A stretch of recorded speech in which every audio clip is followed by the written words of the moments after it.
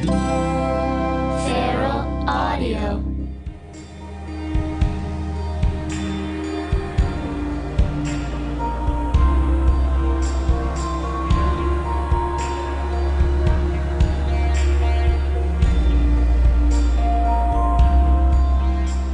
It's time for another episode of Drew Droge's Minor Revelations. Hi! I'm so sorry I've taken a couple weeks off. I timed it terribly because I was going out of town and I thought I backlogged enough episodes going in, and then we ran out of episodes, and then so it's been a couple weeks. So thank you for your loyalty, and I apologize for the blip. And I'm going to try to do these as often as I can. Hopefully they'll come out every Friday. But anyway, it's great to be back. I have a really fun episode ahead, and I just took a really wonderful, much needed, mostly vacation. I went to New York, and then I went to Berlin. So I'm just going to kind of recap that and kind of maybe see what I've possibly learned from all that. I have nothing written down, and I'm just babbling. Here we go. So New York, I try to go once a year to just go and see theater. It really, I've mentioned it every week what a nerd I am for it, but it's just really inspiring to get to see that, at that level. It's always great to go in June or May or whenever I can go, but around Tony season and just see all the hot new plays. If you're in New York, you absolutely must see A Doll's House Part 2 by Lucas Nath. I think that's how you say his last name, starring the incomparable Laurie Metcalf, and also Condola Rashad and Chris Cooper and Jane Howdy-Shell, who I love. It's just the most incredible performances. It's just four people at the top of their game. But the writing of this play, it's revolutionary. It's next level. It's the future. It's like how this is like, oh, this is theater in 2017. It's also just a beautiful, hilarious. Don't be thrown off by the title and think like, I don't know A Doll's House. I don't know Ibsen. I don't want to see a 19th century, Scandinavian period piece. It's so modern. It's so of this moment. It's really about what's happening now. And as a single person, it spoke to me a lot. But there are four different arguments for against in the middle of marriage and responsibility within all of that. So it's really fantastic. Also, Oslo is a fantastic play, which is, if I explained it to you, it sounds like the most boring subject matter ever for a play. And I'm so glad I just went and saw it. It's at Lincoln Center, and I think running for a while. It just won the Tony for Best Play. It's 3 hours, and it flies by, and it's fascinating, and it's also really funny and really engaging. I was on the edge of my seat. Loved that. Also, in a totally different realm, but I want to give a shout out to a really fantastic production. The Red Bull Theater is doing The Government Inspector, starring the brilliant Michael Urie. It's transferring over to New World Stages in July, and it runs, I think, through August. So don't be scared by another 19th century Russian, this time, farce.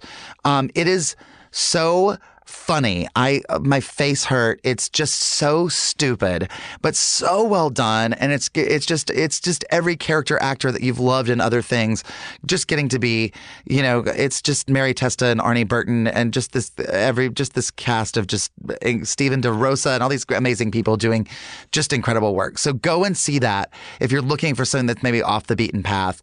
It's called The Government Inspector, and it's moving from it was the Red Bull Theater. It was at the Duke, and then it's moving to New World Stages. I'm doing this without any notes. Oh my God, I'm on so much cocaine. I don't know where I live, how I live. Berlin, I'd never been. It's so incredibly beautiful. I ate and drank my face off. I went to really weird, crazy clubs.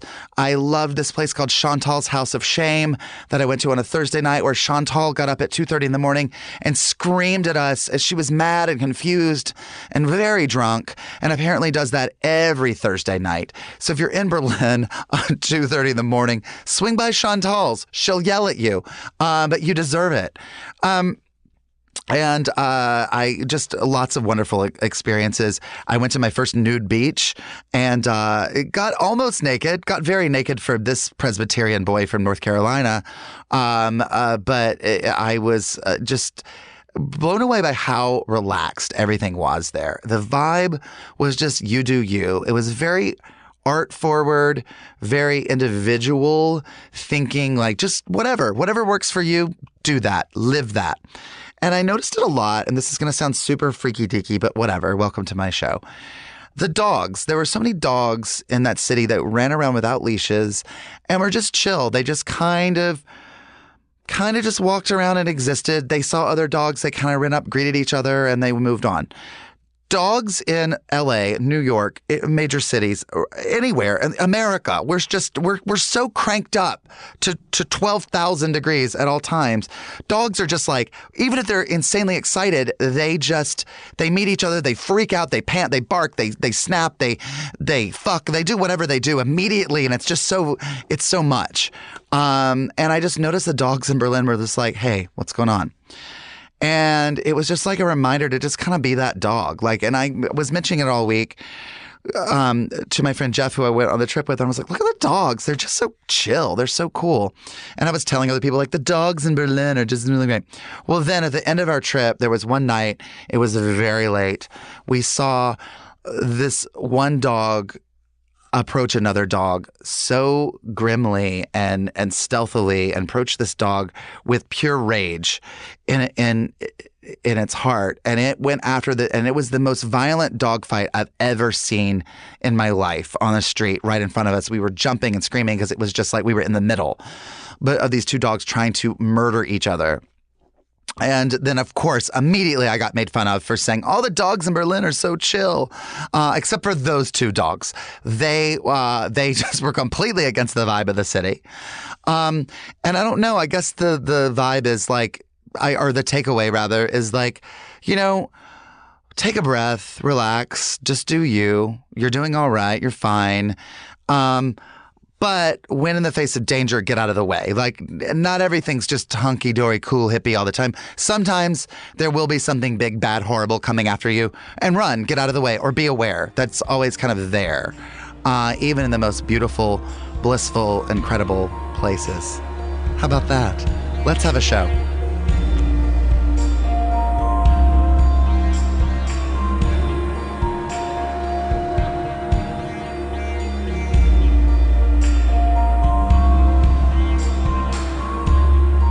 Well, hello. Hi. Hi. Hello. I'm sitting with my lovely friends Deanna Chang and Stephen Guarino. Hi, friends. Hi. We know each other as well. I am so glad you do. I figured you might, and I'm Yes. really glad to walk in today. And you guys were early and waiting on me. You're the best. You guys are pros. How do you guys know each other? Well, I've done your podcast. Oh, yes, which is so fun. What is the name of your podcast again? Well, You Yeah. haven't. To be fair, yeah, that's right. All right. To be fair, I mean, with we were love. right, yes. But I would love that, though. we were both on a podcast We were both together. on Matt McConkey's podcast. Correct. Oh, okay, great. Wonderful. Yes. And he's done several. What was the one that he...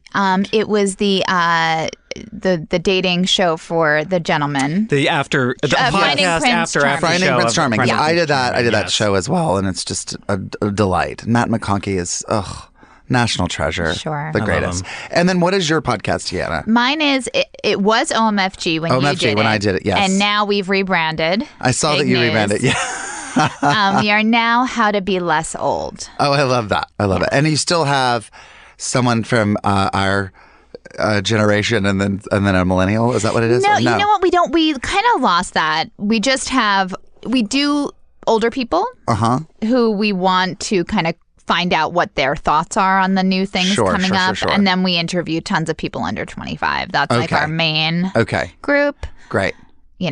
I love the idea though, because there is that fear. I mean, I have the fear of I've been like a little old crusty Andy Rooney since I was a child. So I'm like, I hate everything. But the older I get, the more I'm like, oh God, I don't want to be that person that's just willfully ignorant of what's Right. going on in the world. And I want to know what the kids are listening to. I want to know what they want, It's fun. It's fun to know instead of not know. I Right. think that's kind of where That's we it. just That's the want to thing. know. To have an opinion about it that's informed, as opposed to just everything's garbage. Nothing's as good as it was in my day. Yeah, have a go at Snapchat. Just have a go at Right. it. See what happens. Exactly. This will officially be the second podcast I've ever done after that. Really? And this will be my the God. second one Did you the never second do one I mine? ever heard. Did you never do glitter in the garbage? I did do glitter in the garbage. Okay. So you've created a hole in my story about it. I've forgotten. But that was officially 7 or 8 years ago. But that was a while ago. The greater point is I've done very few, and I would like you to know I pulled off in the Ralph's parking lot and listened to last week's episode of this. Oh my God! I could prepare myself. Thank you that's for the kind of person that. I am. I do my homework. I really appreciate that. I really appreciate you doing that because that's it's a lot to commit to doing a podcast and then to listen to it ahead of time, especially when I sometimes I ask you guys last minute, and it's so sweet of you to do that. So thanks. Well, I talked to my intro about it, but we were talking earlier, so I thought we could save a little bit of it. I did just get back from Berlin, where you've been, Stephen. Mm-hmm.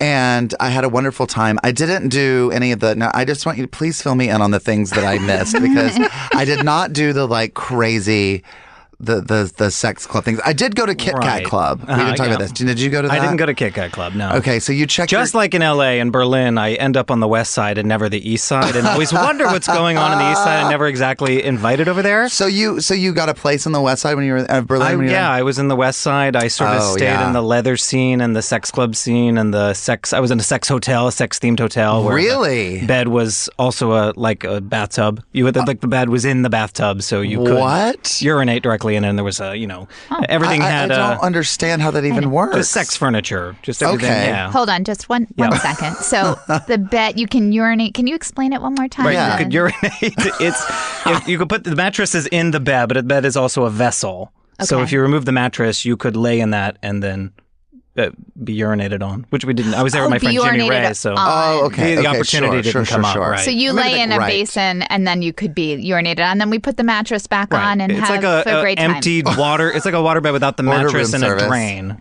You know what I mean? Oh, okay. Yeah. And it makes me. Have you that Gaspar Noé, however you say his last name, Noe.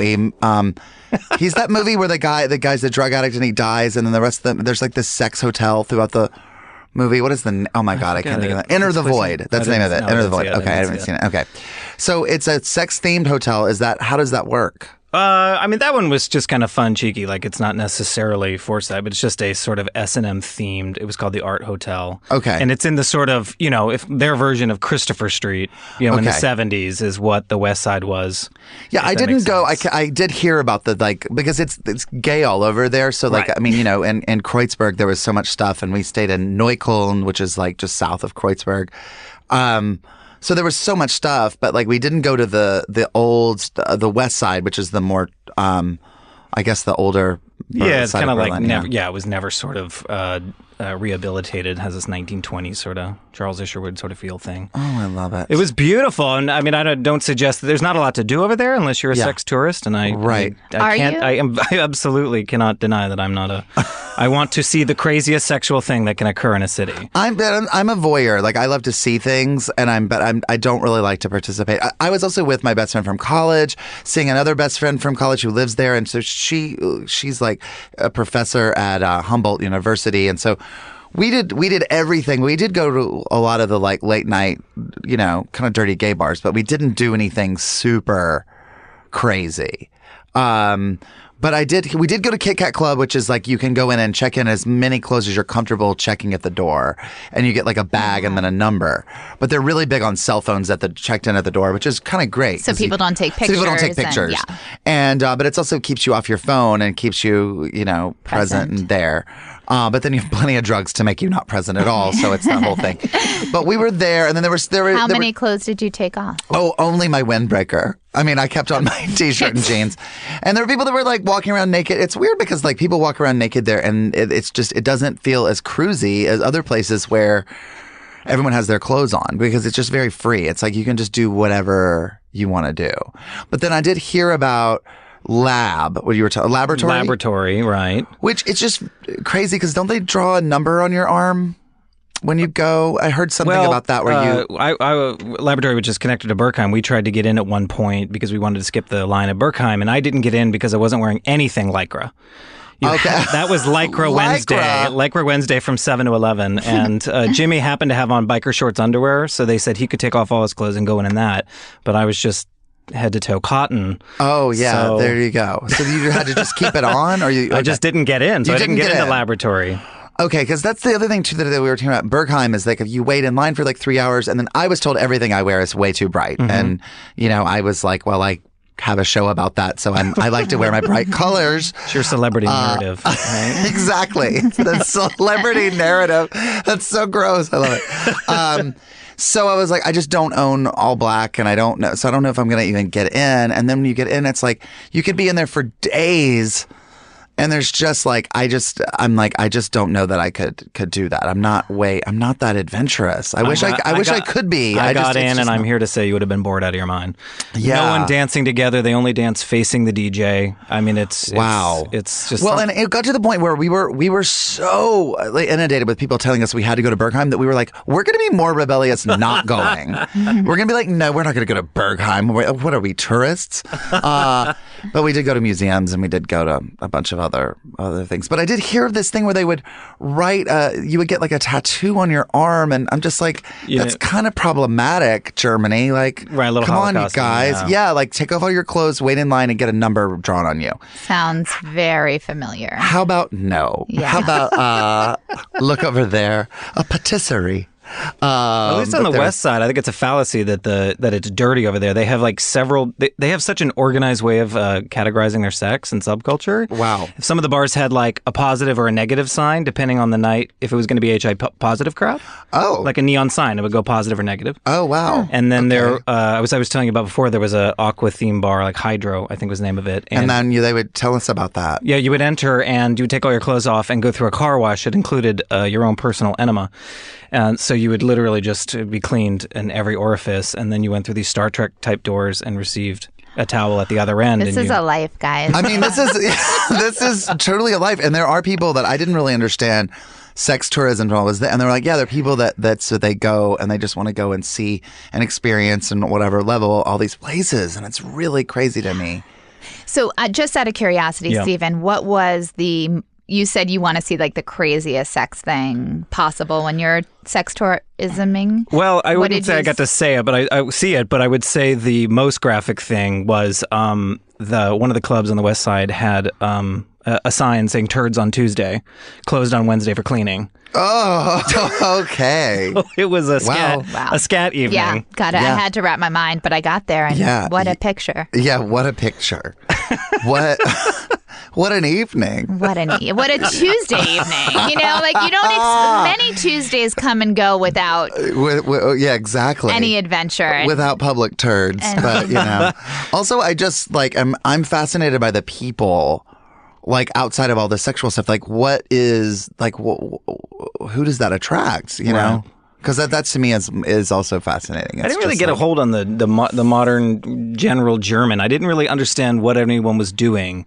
Everything seemed closed. Did you notice that? It was like stores never open. There was never seemed like anybody had a job. No one really has a job there. It's very artist centric. It's like artists, whatever. They're open whatever hours they want to be open. Everybody just does whatever they want to do. Places are packed at 7 a.m. Sure, it's bizarre. Yeah, but it also I was very chill, and it was really nice to kind of be in a place that like everything was like live and let live. And it also felt like that was the thing that like everyone talks about, all the sex that's there, but nothing's really forced on you. It's just sort of like, hey, if you want to do that, go over there, do that. If not, there's a bar, or there's some people to talk to, or there's, cigarettes everywhere. And the food was insanely good, which I was not expecting. Delicious. So yeah, I had a great time. While I was there.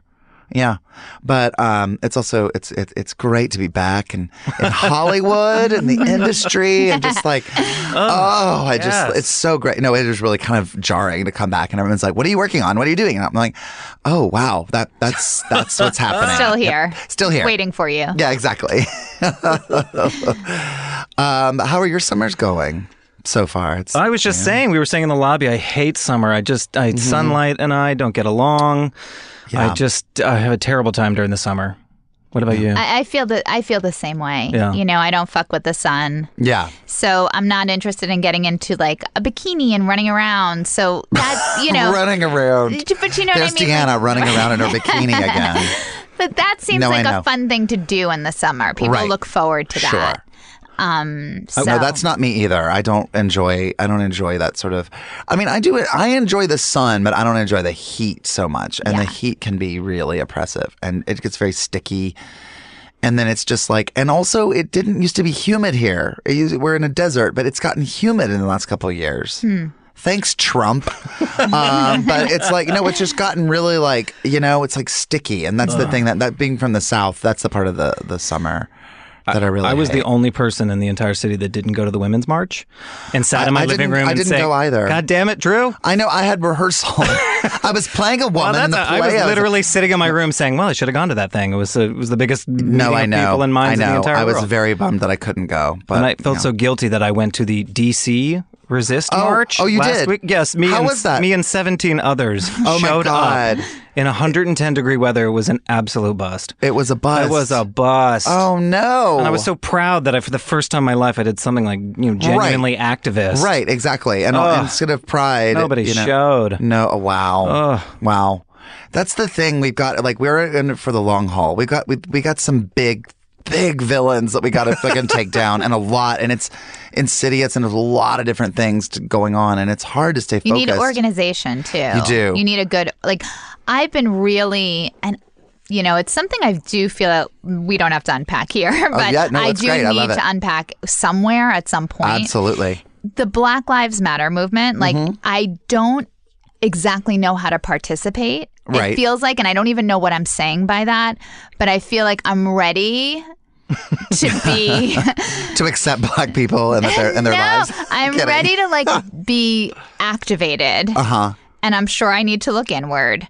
But I also am looking around like, where should I go? What should I do? Just Google Black Lives Matter. Yeah. How to. Yeah, how to. Dummies. But I also think you get involved by just getting involved. And it's like, I think it's like joining it. I think it's like in any possible way. And also just not only like, and I think it's great to just admit, I don't know anything about this, but I believe Black Lives Matter. I want to fight for women or for science or for whatever cause this is about. I support it. And I'm just here. Just being there is so huge. And I think, and being open and learning and just being like, okay, I will see how, and even doing this show, I've learned from people that just from different, just struggles and walks of life that I've never considered. That it's like, wow, it's really interesting that it's just like, for that example, it's like, oh, so many people will say, like, so many people of color will say to be a person of color in this country is terrifying at all times. Right.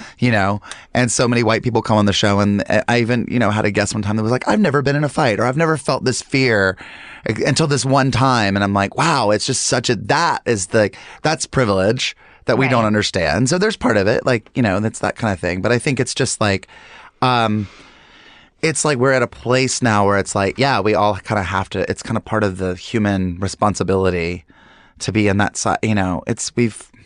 We've been so complacent. We've been so like, yeah, whatever, it's fine, and like everything will work out. It'll shake out. Mm-hmm. I think I recently did a thing. This is not name dropping, but she said a really great thing. I did a thing with Jane Lynch recently, and I asked her, "Are you an activist? What does that mean to you?" And she said a beautiful thing about. She goes, I just kind of am who I am out loud all the time, and that's sort of my protest. And I thought that was really that's lovely really and great. interesting. That's and beautiful. You underestimate what you've already done just by being you. Exactly. Well, I don't. Yeah, she can say that. I gotta put some work in. Yeah, but just that interest, and I mean, I think just that simple presence of the like being like, this is who I am out loud all the time is a protest, because I think. I know Stephen and I both grew up in the South, and you up in Long Island, yes, but in the South, it's very much about making everyone else happy and saying what the room wants to hear, and not ruffling feathers, and we learn very much. I think, as Southerners, but also like young gay kids, like, don't be too much. Don't be, you're different from the rest. So don't be that, and you learn that on such a subtle way. I mean, the overt stuff, obviously, right. The subtle things are more insidious. They are. And so I still have it in me. Like, I still have that thing where like, I'm a people pleaser, and you got to actor to all that. I want people to like me, and I want the room to agree with me, and so you know, a lot of it is being willing to have the opposite opinion, you know, and to be in a room and say, you know what, that's actually not. Somebody posted the other day on Facebook. He was talking about like he was going to the movies or something, and he was on an elevator with these guys. It was these two straight guys, and one of them says to the other one's like, "Don't be such a faggot," and kind of threw it away. And how he just sat through the whole movie with these guys in the same room, just like how much it bothered him. Mm-hmm. And then he just said afterwards, he just went up to these guys and he's like, "I'm going to keep my calm. Mm-hmm. I just want to talk to them."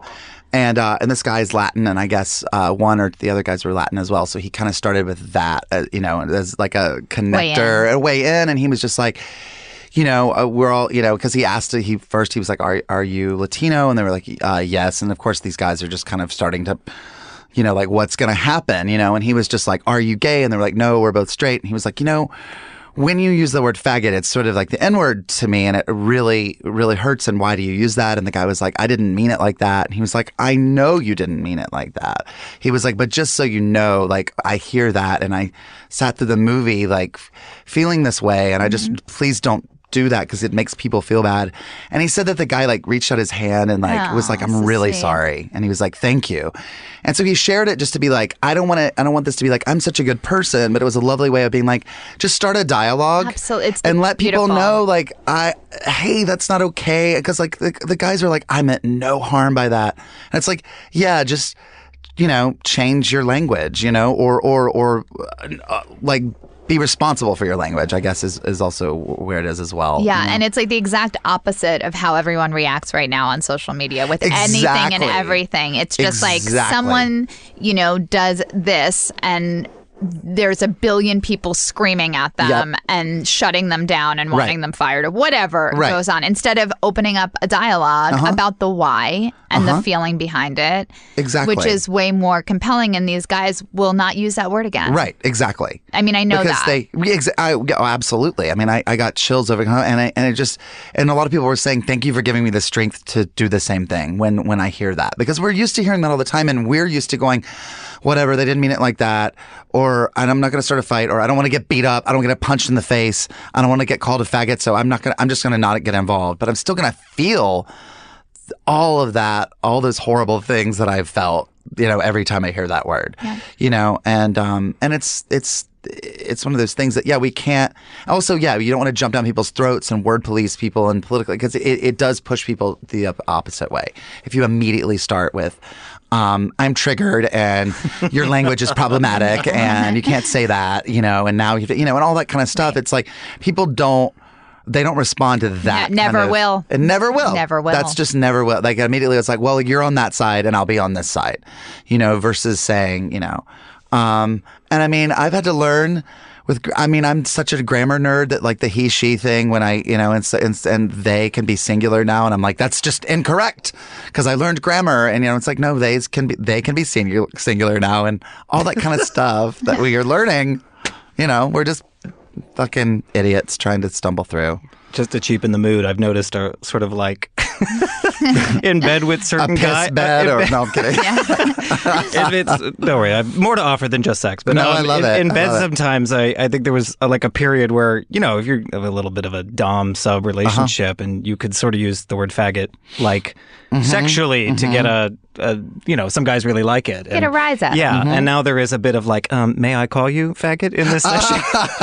Okay, no, that's not. Oh my God. Or a big one is, you know, we can say anything on this program, right? Absolutely. Okay, you know, you might accidentally call a guy's ass pussy when you're really trying to dominate them. Sure. And then again, you'd have to be like, I'm not comfortable with that word. I think that, you know, you should just call it hole.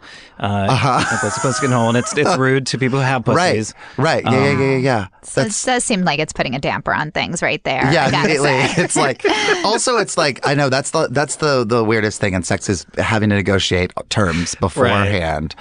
Right. It does kind of start to be like, oh, this is hard to stay hard. You know what I mean? Like, we're going to talk about all these things.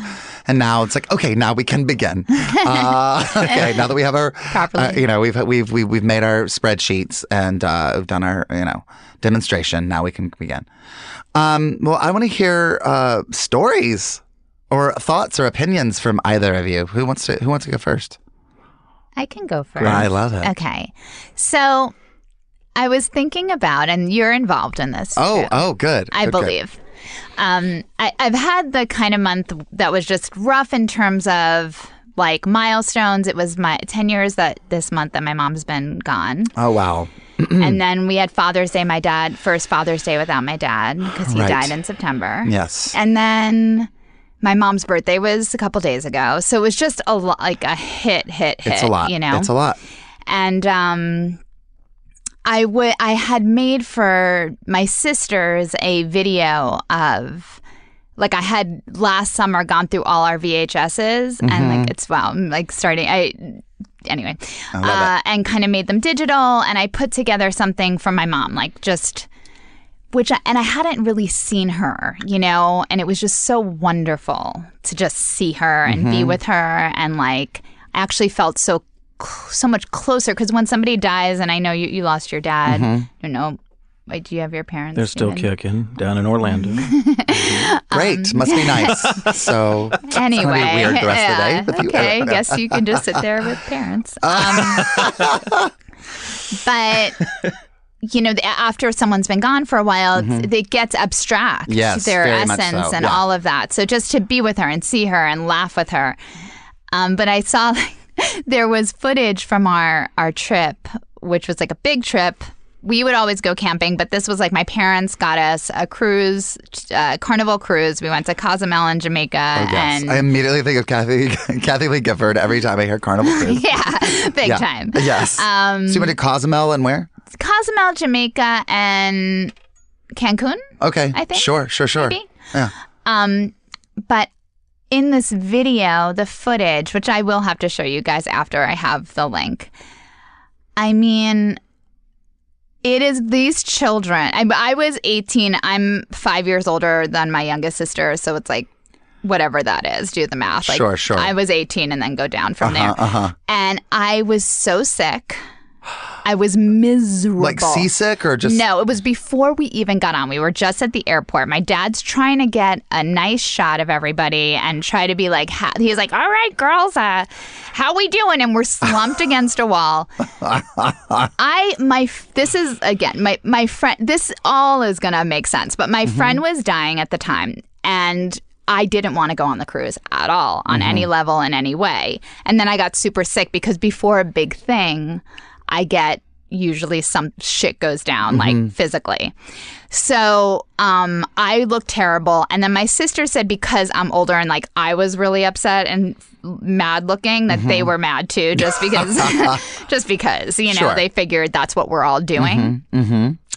So it reminded me of a story of on that cruise where it's a hard one to actually, you're going to have to just stick with me on the visuals, but Sure. I wasn't eating anything because everything made me nauseous. Oh. I literally, you would see me, my sisters were in the pool and running around, I had blankets around me like a terrorist. You ever think about putting on bikinis and running around? You really don't want. I was like, towels, blankets, shivering on the deck like an animal. Like, it was just not what you want to see, not what you want to be a part of. Right. So I wasn't eating because everything made me nauseous. I was dehydrated. I was so ill. And we were in, 5 of us, in a sardine box, literally. Like, it was just the tiniest room. It was one room for the whole family. One room for all of us. The beds came off the wall down. Right. There were one cot, 2 beds on the side, and then 2 that flipped down. Okay. But if we all reached out our hands, we could hold them in the middle of the night. Like, we could all just do a huddle. Like, that's how truly tiny it was. So in the middle of the night, I had to go to the bathroom. I get up. I go to the bathroom. Now, this is where it gets real weird. When I left the bathroom, I turned off the light. And when I turned off the light, I shut my eyes. Okay. Now, didn't realize that. Okay, but turned off the light. You're maybe still partly asleep. And I'm not right. Out of it. I'm not correct. Yes. I'm incorrect. Right. Shut the light. And I walk, try to make my way to the bed, and like my foot latches onto a ladder. Oh no. Because there were 2 ladders that went up. It latches onto a ladder. it topples on top of me. My other foot gets the other ladder. So 2 ladders are on top of me. I'm screaming on the ground. I'm like, nobody is like saying anything, which I'm so confused about. And I go, turn on the light! Turn on the light! And then all of a sudden they all say, open your eyes. And I like open my eyes and they're all peering at me. Lights are fully on. Oh. And because someone flipped a light on. Sure. And I'm just in a tumble on the ground. Oh my God. So that leads me to where you come in. Great. Okay. So that's just want to give you an idea of where what happens when like shit in my life goes awry. Yes. Okay. Yes. So we are both on the show Heathers. So that's exciting. That's happening. Very exciting. Great. We start this week. Awesome. Yeah. If you look at my face. Well, I have parents. So. It's fine. I'm sure I'll guest star, but go ahead. Yeah. We'd love to have you. Yeah. Please come to it. Come to it. No, you'd be great in anything. I know. He is great in everything. Yeah. Thank you. Go on. Yeah. Okay.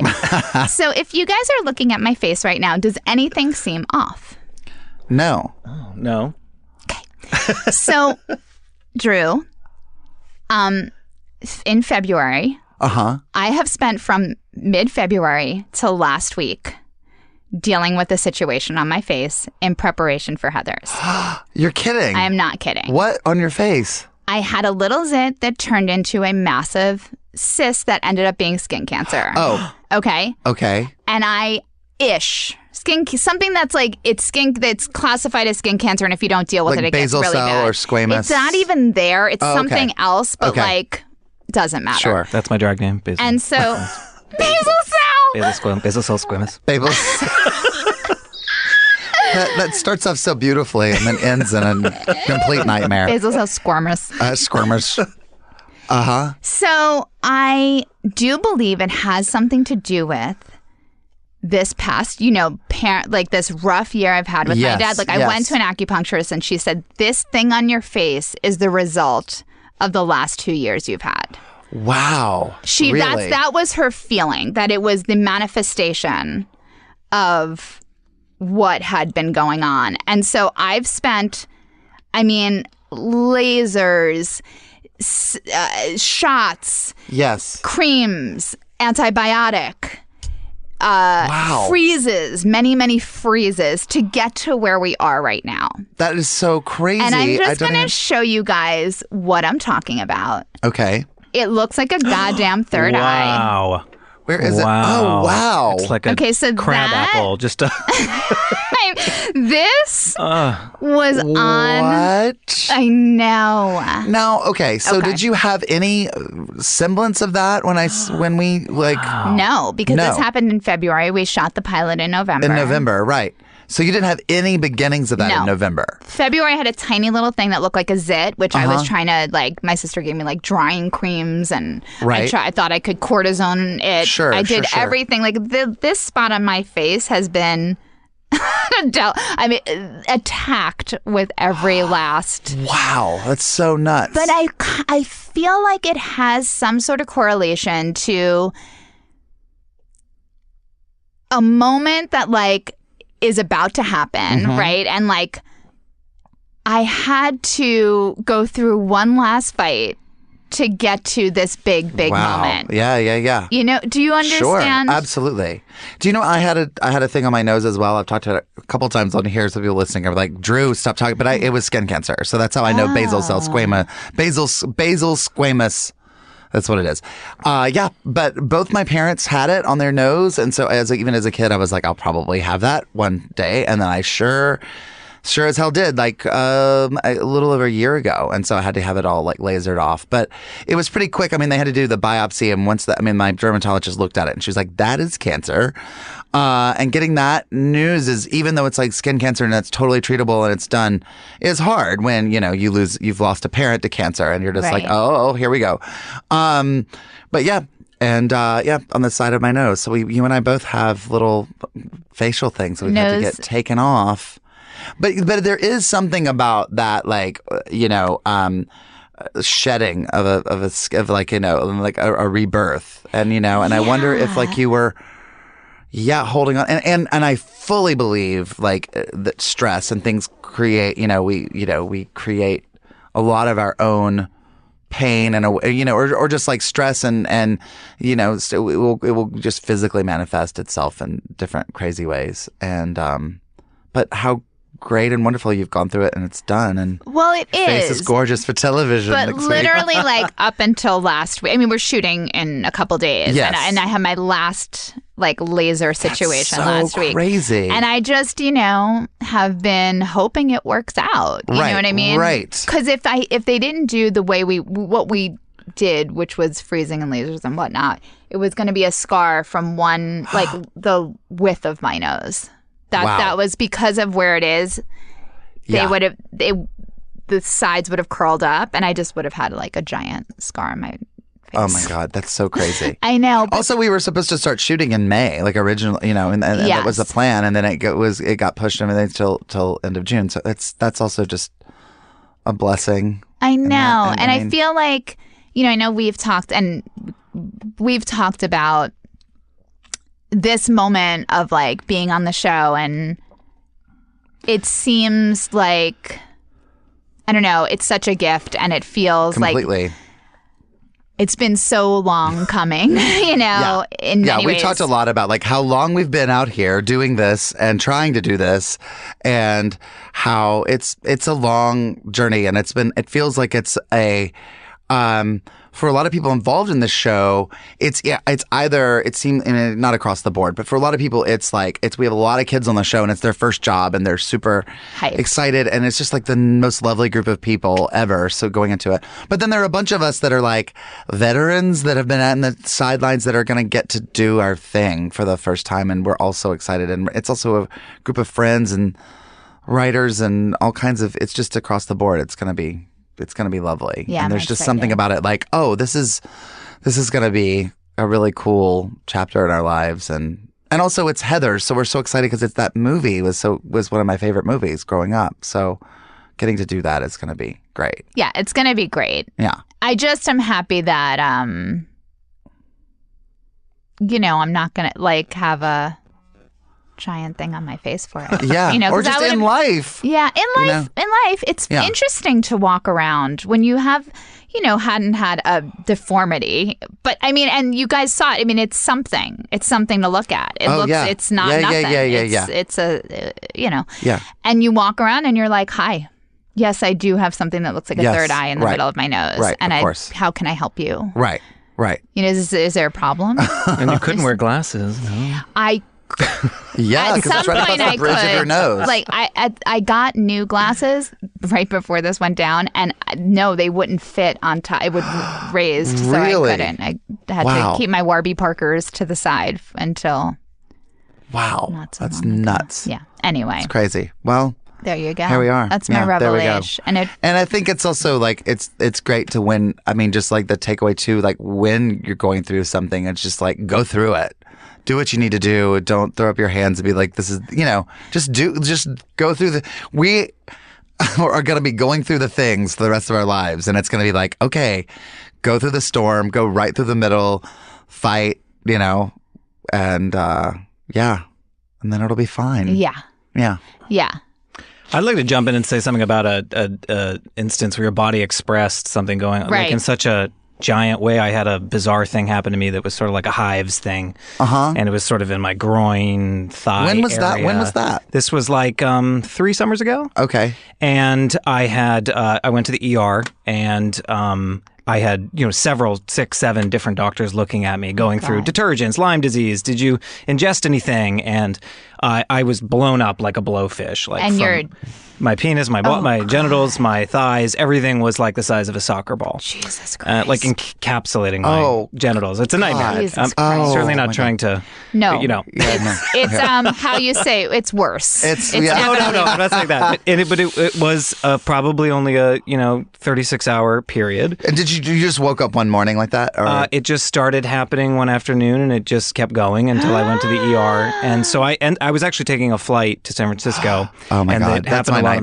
Before a flight. Right after the flight, I went straight to the ER. And so you're sitting there and it's growing on the flight. Yes. And I went, my God. To be clear, I went to the ER before I got on the flight and after.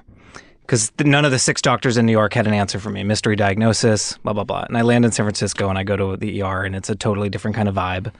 And I just remember this lovely great woman. Junk. She was just, she really was. She was just looking at it and she was like, what's going on in your life?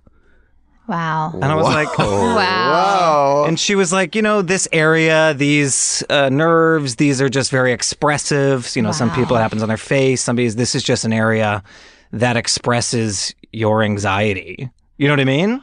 In such a real way. Wow. And we just sat there and discussed it like you might do if, with a really like hippie massage. Sure, this is your father's pain right here in your shoulder and stuff like that. And it went away and it never came back. And it eventually went away. And she just said, if you ever feel that tingle again, just meditate, like journal. God bless her. That is crazy. It is crazy.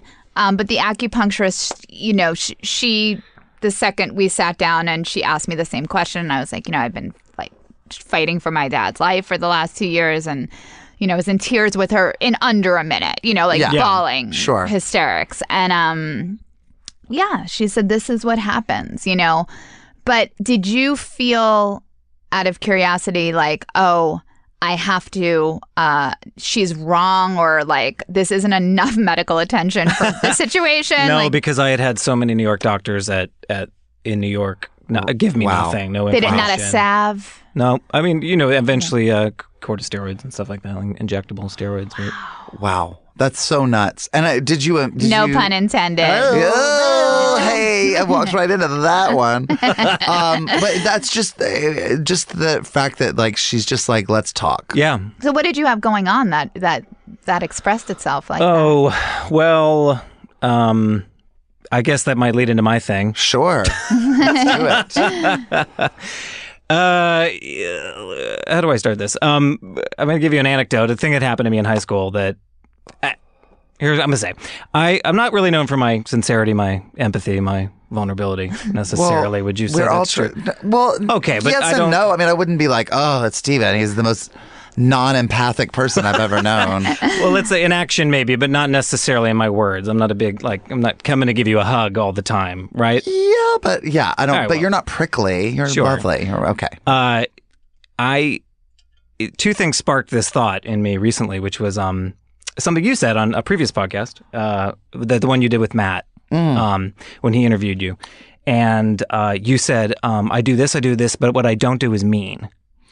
Remember that? Yes. Yeah. I don't. Matt asked me my biggest turnoff in a man, like what I was looking for, and I said someone who's mean. I was like, I just don't do mean, and it's hard because we play horrible people. Right. I mean, that's the tricky thing. It's part of like my sense of humor to play terrible people, but I don't deal with it in life well at all. Like I don't like mean people, and I don't. Right. You have an ability to be like vomiting out particular details and insults, but you come off so loving about it. Like everyone just loves you more the more you rip it to shreds. You know what I mean? They never take it to heart. Anyway. Yeah, well, thank you. Anyway, that instance, and another time I was on a red carpet for GLAAD, and the reporter, we were all there, Human Rights Campaign and all that, and they said, tell us about, when you were bullied. And I was like, oh, I literally was silent. I was like, I didn't have that experience whatsoever in high school. And anyway, my minor revelation here is when I realized that, and speaking of Heather's, that I was a mean girl in high school. Wow. I was not a focused on underprivileged gay kid. It was 1993. It was so popular to be gay at that time, in that little brief period. I had like educated parents. We were just among the yokels of Central Florida, and I would just roam the halls like Claire Underwood and House of Cards, just so confused why everything wasn't going my way. But I was the same way. And that's why the thing that was so great in our reboot of Heather's is that it's a lot of queer kids that are assholes. Yeah, I heard that's kind of the twist, and that's right? And I think it's so smart because it's fresh. Not obviously saying that gay kids are bad, but it's saying that popularity corrupts. Right. And I was popular in high school, and it doesn't really make sense because Lincoln's in North Carolina, but I knew how to make people laugh. Right. And I was a smart kid, and I could be really mean. There were times that because I didn't have any sort of the adult hadn't caught up yet. So I was just thinking like, I can make people laugh. And I didn't really have a filter at a thing where I had to go through that. I had to have people say that hurt my feelings, and I had to see that happen before I was like, oh, wow, I have an ability to really hurt someone. So we all have that in us, and I see it a lot in our community. Yeah. And anyway, I'm sorry, that's the bigger thing. But go ahead. Yeah. The anecdote in particular that hopefully the entertaining part of this is that I was running for Mr. Deltona High, obviously, as one does, a talent competition. And at the time, I was president of Drama Club. And same here. Yes. So, but Drama Club only has so many members, and Mr. Deltona High is sponsored by the Juniorettes. So Veronica, by the Junior Mints? Juniorettes. Oh, what are the Juniorettes? It's like the cool version of Key Club. Oh, okay. It's a social group, a girl social group. And Veronica Orsini came up to me in the cafeteria and she was like, Mr. Garino, I'd like to sponsor you for Mr. Deltona High. And I said, of course, I accept. I go with the Juniorettes. I'm bound to win. And then I went back. I told everyone Juniorettes is sponsoring for Mr. Deltona High. And the drama teacher called me in, Miss Griffiths, and she said, Drama Club has to sponsor you. And in all seriousness, I said, then I'll lose. And she goes, well, that's the rules. And I said, absolutely not. I'm going with Juniorettes. I'll step down as the president of Drama Club, whatever it takes. Just Regina Georging my way throughout this. Yeah. I love your eye on the prize, though. Yeah, exactly. Then she sends me to the principal's office to discuss it. And she explains to me social club rules, which is already an absurdity. It can't even be a possible thing nowadays. You might be needing an education at this point. And instead go to the principal to discuss this. But okay. She also made me, I skipped school once to go to a SeaWorld commercial audition, and she did not allow me to go on that night for the play. She sounds fun. She's so fun. I hate her. Yeah. Oh. So it's so much. She's so bitter. That's just a bitter bitch. You can just tell. Yeah. So SeaWorld audition? She sends me back. She says I have to go, or it just has to be this way. So I go up to Veronica Orsini and I say, I have to go with the Drama Club. And she goes, well, I guess Jean-Claude wins. Jean-Claude was a French exchange student, very popular, sang End of the Road by Boyz II Men. Yep. You know this. 93. I was doing a monologue from like a, monologue buff. Sure. Yeah. And sure enough, the competition happened, and I came runner-up, and Jean-Claude won. And I just think I learned a lesson that day that I immediately was like, winning is not about a merit. Winning is about strategy and placement, right? Yes. And I had also ended up throwing a drama club party at my house that night where I decided I'd come out of my attic dressed as Frankenfurter and do this amazing final number. Of course. Of Rocky Horror. Absolutely. In like a Speedo pulled up in like my mother's blouse, which went terribly wrong, and it didn't work. And it went horrible, and I cried in my mother's minivan for like 3 hours, and she couldn't find me, and everybody left the party, and I refused to come out of the van until everybody was gone. Oh, right. And I remember, wow. I'm feeling that in my vagina. I just felt that. It's so deep. It's so painful because you swung and missed in a very hard way. And I really remember, it didn't occur to me now, 41 years later, I was like, I know I made a decision at that moment to never perform when everything wasn't aligned for success. I don't do random anything. I was like, I will be strategic in my ability to succeed and not necessarily give of myself or take risks. And the reason I'm bringing that up now is that that only lasts so long, and it has served me as an actor. I think I work a lot because I thrive off competition. You know me. I walk into a room of all my peers, and I just come alive. And it's partially a disgusting trait in me, but also a very useful skill. Sure. You know what I mean? Yeah. But now it's coming to a point where my relationships, my friendships are coming to a head, and I am socially not vulnerable or truthful or loving. And I just think I'm glad I figured out the memory had a lot to do with that. So you circled back to that moment. You found the moment where the switch happened. Right. And I thought you were from like, then all on, right, from now on, it's the walls are coming up. Yep. It's me versus the world. I'm going to win this. I mean, I know how to win now. Like, I've learned how to win. I mean, it seems like as somebody who I feel like I'm just getting some of that now, learning how to win at anything right now. I would have loved a dose of that, just a little, just a sprinkling of that, really and truly in my 20s, 30s. But how is that presenting itself now? Are you working on it, or?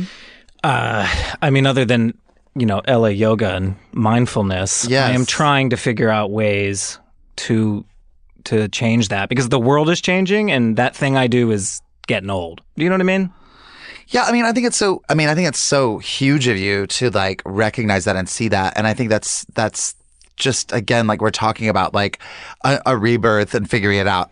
You don't have a reputation for being that way, but, or being closed off and, competitive, sure, because we are all up for jobs and for, for this and that. But, it's great to just acknowledge, like, I need to figure out, it's really hard to know how open to be, how vulnerable and accessible to be. I feel like I've maybe made myself too accessible to people in a way that it's also not genuine. Like, it's not like I'm just too great to be able. I have. I think with like social media and also being an improv teacher for 10 years and always kind of being there, I will sometimes check my email or check my Facebook inbox and just with so much resentment because I feel like everybody wants something from me and it's so not true. And it's like, who do I think I am? But I'm also like, the greeting line at your birthday alone. Oh my God. I gave up. It was 2 hours in. And I hated everyone there. No. But you know what I mean? Like, I feel like and I think that there's like, nobody does it perfectly, but it's like so hard because it's like, friends that reach some sort of success at some point in their lives or early in their lives kind of immediately shut out a lot of stuff, whether they want to or not, because they have to and they just don't. And I feel like I spent my 20s and most of my 30s like running around tap dancing for anybody that would look at me. And I'm like, hi, nice to meet you. And I was like, and I feel so lucky that I get to have a lot of lunch dates and I know a lot of great people and I can consider a lot of people friends, but there are a lot of people that feel a lot closer to me than I feel to them, and that makes me feel really terrible in a way that I'm like, God, I wish I could either like be a better friend to you or just have a very clear line that we're actually not friends and that we, and so, but I do applaud, the sense of feeling like, oh, I need to let more people in and I need to be more open and vulnerable. And I think about, for me, like, in terms of like trying to put it out there to date, like just even letting people know that I'm available and open and interested, because I don't give off any sort of vibe. Cause like, I don't give any sort of like sex vibe usually to people. And so I don't give that off to a lot of people. And I can be like, oh, I really like this guy. And then I'll have had friends go, really? Because you don't seem like you do. And I'm like, really? Because I think I do. I really do. And it's like, oh, just letting myself relax and be more open in that, because I'm such a one-man show. I'm taking care of number one. I know how to be an individual. I know how to be on my own. And it's like letting myself be open in that way, in a different way, because I feel like I can maybe put out the friend vibe too much. But I don't know. I mean, how is it like working? Have you seen anything where you feel like, oh, I'm just trying to be more open, like within your own friendships or with like new people? Or I would say that I suddenly looked at some of my friendships and I thought, well, these aren't necessarily friendships. They're sort of like acquaintances within the industry, right? And I think I have a terribly glamorous life. That's not an issue. But I noticed that, Freedom was a great example. Do you remember like 6 years ago, I went to Palm Springs with you for New Year's Eve? Uh-huh. Oh, I was just terrible in the house. There was like 7, 8 amazing gay comedians. And do you remember I would just skip out and go to Starbucks? And I felt like I couldn't participate like a normal open person and just enjoy myself. I was so... You also like to go and do more things too. We are zombies in that house. Like I tried to warn you, like, we're going to be in pajamas. We're going to be watching like 70s sea-level Faye Dunaway movies from like 10 a.m. through midnight. We're not going to leave. Well, and you were like, let's go to Starbucks. Let's go outside. Let's see something. And so... But what you're saying is I wish I could be present for that. I'm restless and I immediately go to sort of like results-oriented fun. Well, what does this fun get me? Yes. You know what I mean? I don't know.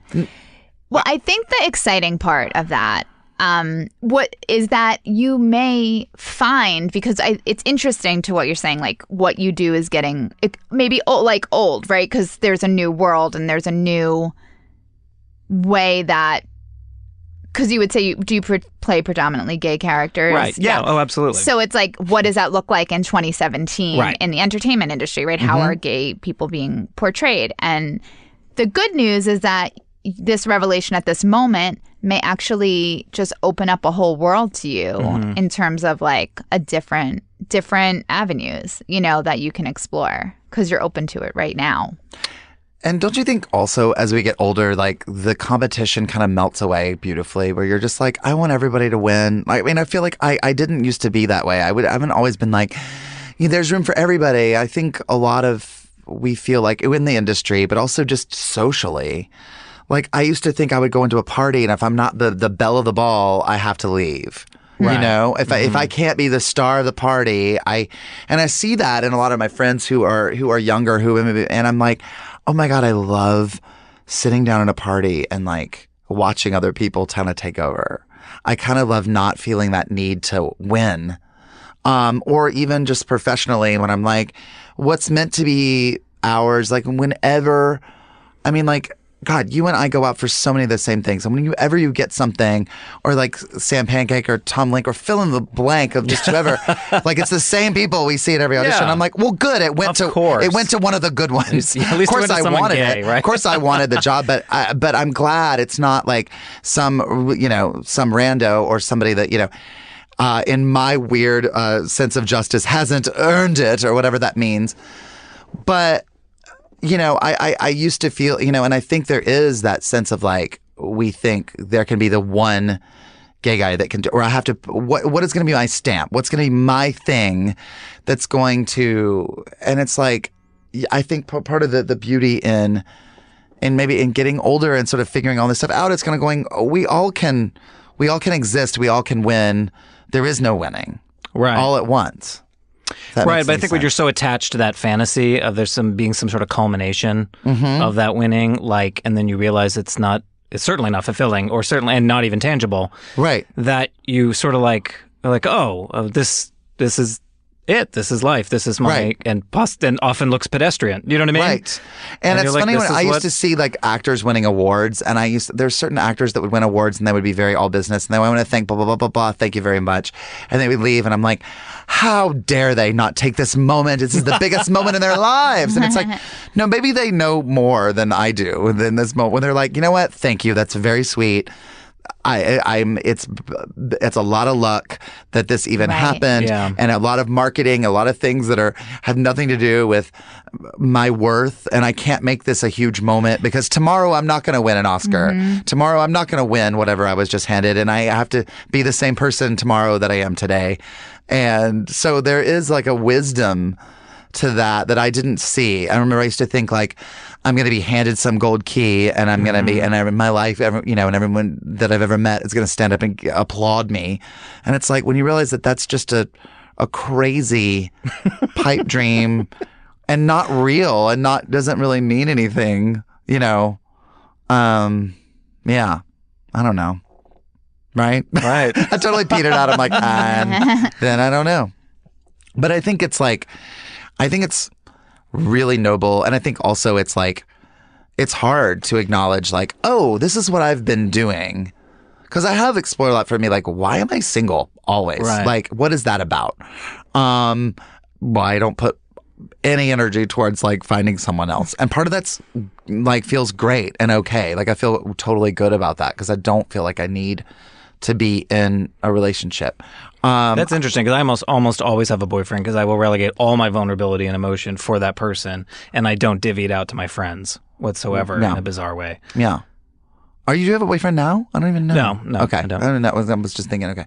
Yeah. But that's I don't think there's a right answer to that. I don't think there's a right way to be, but it's hard and it's a lot, to acknowledge, that we're like, oh, we are in our 40s and we still have a lot of work to do. And that can be exciting too, because it's like, good. I'm glad I don't know everything. It's like, I don't know. It's like, it's a lot. I'm just assuming that everyone socially feels like they're on the periphery, right? No one ever feels like they've arrived or they're in the thing, right? I hope everybody feels a little bit, but I don't. The other thing too is like, we just feel a lot. We feel our feelings. And we're aware of a lot of things. So a lot of people are just not aware. Right. You know, they may not be terrible people, obviously, but they haven't really done a lot of work inside, or they haven't really to explore it. Well, what we do for a living is that we excavate Masters and have in to psychoanalysis. Yeah. Oh, completely.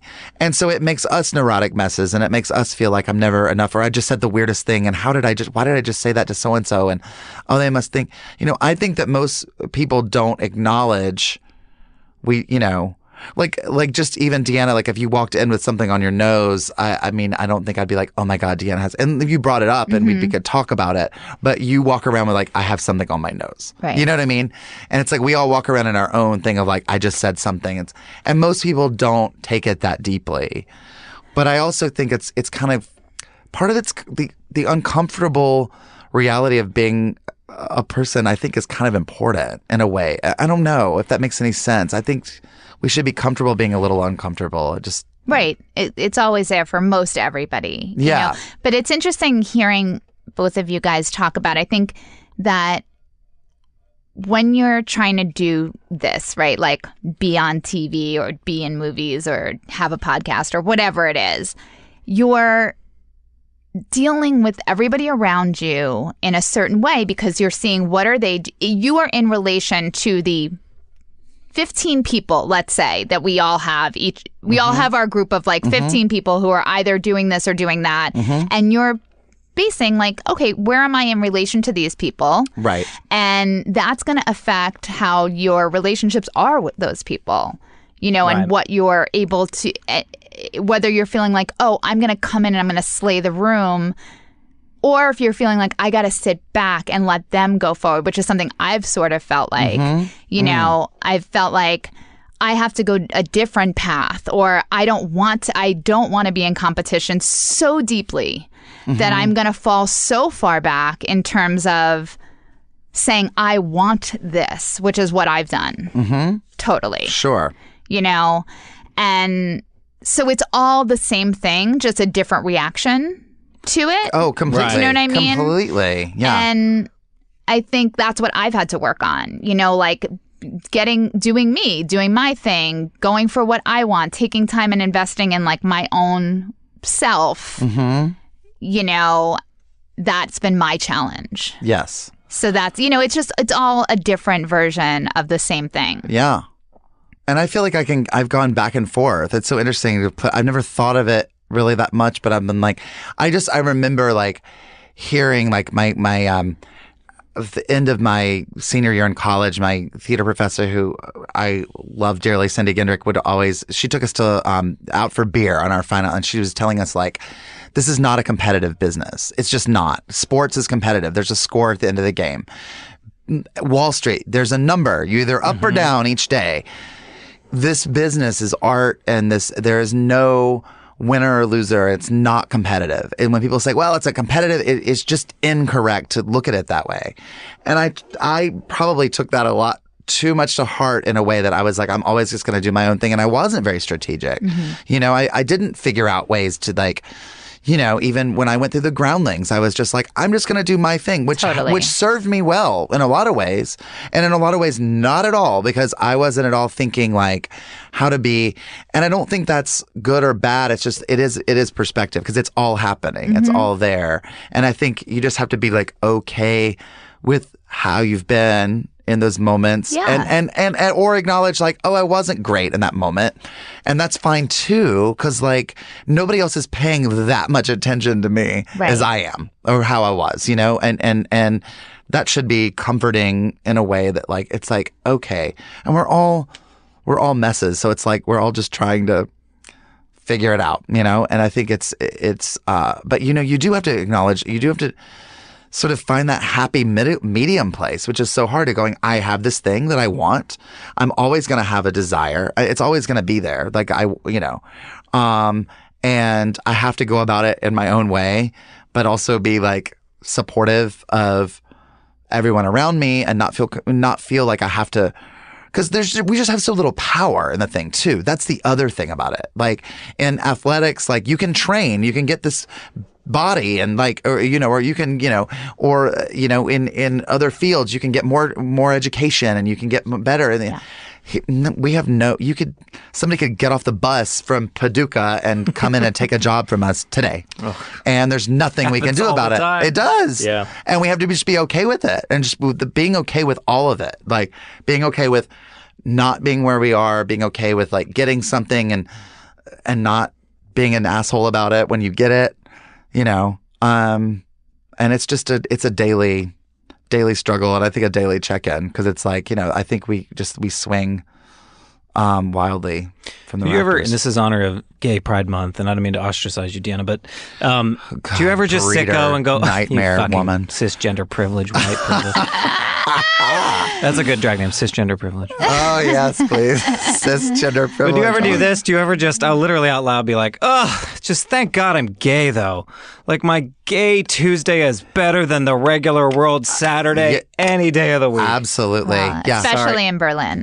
Yes, and especially in Berlin. No, I do. I'm so thankful for that. Working on logo, you're like, God, this is so much thank God. better. And also, like, it just, and just the people that we get to be around and the perspective and just the, like, I know. I mean, when people are like, oh, being gay is not a choice. I'm like, it's not, but I can't imagine not choosing it. You know what I mean? I'm so glad I get to be in that world.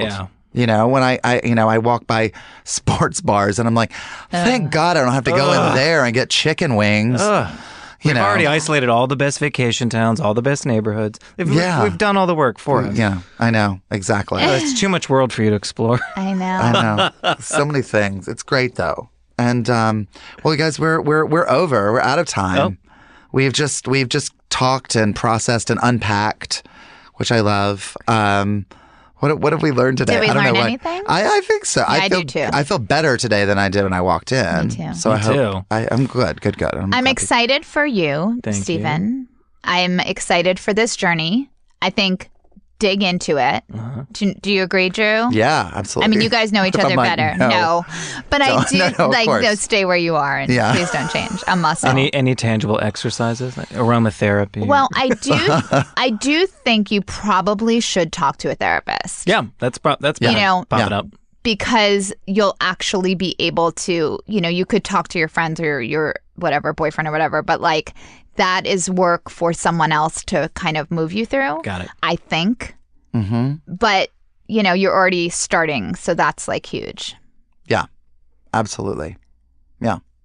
And I'm excited for you as well, Deanna, because you've got like a huge thing ahead of you, which is pretty awesome. Yeah, I'm so excited. We have a fun I'm finally excited. Together. I haven't been because I haven't let myself be. Like the thoughts in my mind are, I'm like, well, we're going to get bombed or I'm going to get in a car accident. Like it's really because I've had so much go on. Chaos. I am. Also, we've had so many disappointments along the way where things don't happen. And you build it all up as like, this is the dream job. Yeah. And I just have been so neutral. Yes. But like, and that's healthy. That's healthy, though. I think it's okay. But I also think like, yesterday, I think I felt excited. Yeah. Like I'm looking forward to this. Yeah.